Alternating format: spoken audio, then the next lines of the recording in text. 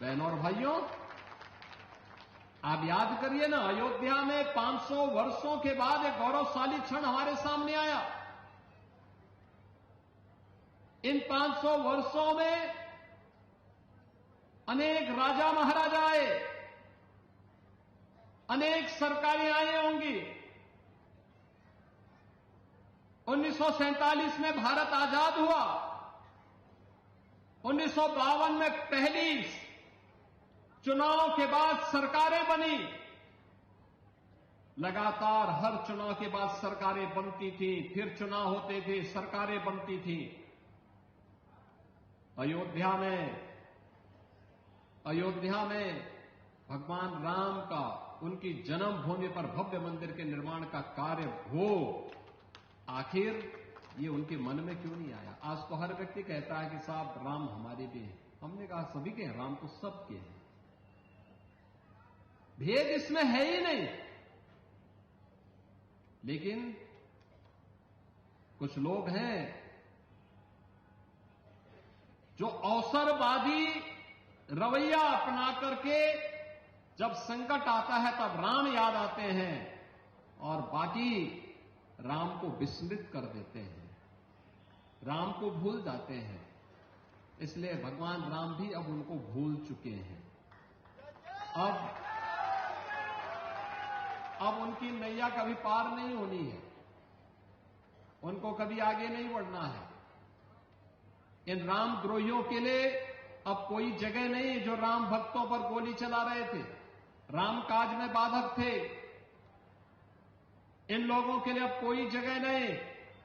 और जो लोग अभी सपना देख रहे हैं बाबरी ढांचे का, तो उनको हम भी ये बता देना चाहते हैं कि कयामत का दिन कभी नहीं आने वाला है और कभी नहीं आएगा।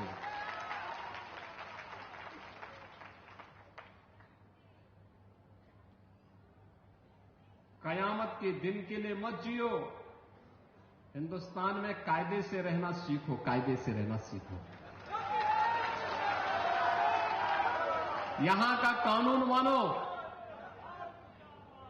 कानून मानोगे, कायदे से रहोगे तो फायदे में रहोगे, और नहीं तो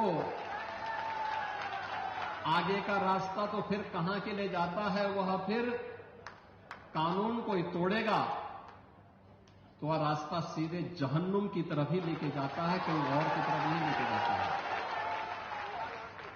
कानून तोड़ करके कोई जन्नत जाने का सपना देख रहा है तो सपना उसका कभी पूरा नहीं होने वाला है। एक सकारात्मक सोच के साथ भारत के विकास के लिए हर भारतीय का दायित्व होना चाहिए। हम सब भारतीय मिलकर के एक भारत श्रेष्ठ भारत के निर्माण के लिए कार्य करें। एक भारत श्रेष्ठ भारत हर भारतीय के लिए अभीष्ट होना चाहिए, हमारे जीवन का संकल्प होना चाहिए। हमारा देश वैभवशाली हो, हमारा देश विकसित हो। हर संत की साधना अपने देश के लिए होती है, अपने धर्म के लिए होती है, और धर्म भी देश के लिए समर्पित होता है। दोनों एक दूसरे के पूरक बनकर के कार्य करते हैं, अलग नहीं हो सकते। एक शरीर है तो दूसरी उसकी आत्मा है, दोनों को अलग करके नहीं रखा जा सकता है, अलग नहीं किया जा सकता है। और अगर आप अलग करने का प्रयास करेंगे तो ऐसे ही होता है जैसे शरीर से आत्मा निकल जाती है तो शरीर जैसे निस्तेज हो जाता है, ऐसे ही राष्ट्र के जीवन में भी ऐसे ही होता है। भारत और सनातन दोनों एक दूसरे के पूरक हैं, दोनों को अलग करके नहीं रखा जा सकता है। और इसीलिए तो वर्तमान में आप देख रहे होंगे दुनिया भर से प्रहार हो रहे हैं सनातन धर्म पर, भारत और भारतीयता पर। अंदर और बाहर से होने वाले इन प्रहारों से हमें सजग होना होगा, सचेत रहना होगा। क्योंकि जिन लोगों को भारत की प्रगति अच्छी नहीं लग रही है, जिनको भारत का विकास अच्छा नहीं लग रहा है, जिनको विकसित भारत की संकल्पना पसती नहीं है, वे लोग साजिश में लगे हुए हैं। कुछ लोग साजिश कर रहे हैं, कुछ लोग साजिश का शिकार हो रहे हैं और कुछ लोग उस साजिश के लिए बिक करके कार्य कर रहे हैं। हमें इन तीनों प्रकार की दुष्प्रवृत्तियों को रोकने के लिए अपने आप को तैयार करना होगा। यह देश कभी कमजोर नहीं था, याद रखना है, देश कभी कमजोर नहीं था। हमारे पास सब कुछ था। आज भी आप देखेंगे दुनिया के अंदर सबसे अच्छी भूमि, सबसे उर्वरा भूमि, आप याद करिए ना, 2017 के पहले भी तो उत्तर प्रदेश था। क्या हालात थे? कोई पर्व और त्योहार आप शांतिपूर्ण तरीके से नहीं मना सकते थे। कोई सुरक्षित नहीं था, न बेटी सुरक्षित, न व्यापारी सुरक्षित, न अन्नदाता किसान सुरक्षित, न नौजवान सुरक्षित, न घर सुरक्षित, न खेत सुरक्षित, न मंदिर सुरक्षित, न विद्यालय सुरक्षित। हर तीसरे चौथे दिन किसी न किसी जिले और किसी न किसी शहर में कर्फ्यू लगता था, दंगे होते थे, राह चलते हुए व्यक्ति को लूट लिया जाता था, परिवार के लोग घरों में सशंकित होकर के बैठते थे। अगर परिवार का कोई सदस्य बाहर गया है और सूर्य अस्त होते होते वापस घर में नहीं आया है तो सशंकित होकर के बैठ जाते थे। क्या हो गया? टेलीफोन पे टेलीफोन, टेलीफोन पे टेलीफोन। किसी भी गरीब की जमीन पर कब्जा कर लिया जाता था। आपने देखा होगा बाबा हरशंकर दास जी, जिन्होंने सैकड़ों पहलवान तैयार किए, इस राम जानकी मंदिर की जमीन पर भी कब्जा करने का प्रयास हुआ। बाबा को भी गोली मार दी गई थी। आप देख रहे हैं, यह अराजकता थी। सरकार बदलते ही सारी अराजकता गायब हो गई। आपने देख लिया ना, अब तो अराजकता नहीं है, अब तो बड़े बड़े पर्व और त्योहार हो रहे हैं। माघ मेला चल रहा है प्रयागराज में।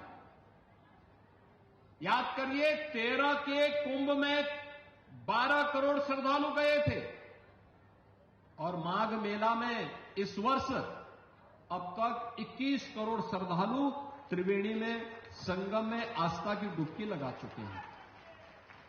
यानी करोड़ों की संख्या में श्रद्धालु अब आ रहा है। अयोध्या धाम में देखो ना, पहले लाखों की संख्या में लोग वर्ष भर में आ पाते थे और अब करोड़ों की संख्या में श्रद्धालु आ रहा है। काशी विश्वनाथ धाम में लाखों की संख्या में पहले थे, अब संख्या करोड़ों में पहुंच गई है।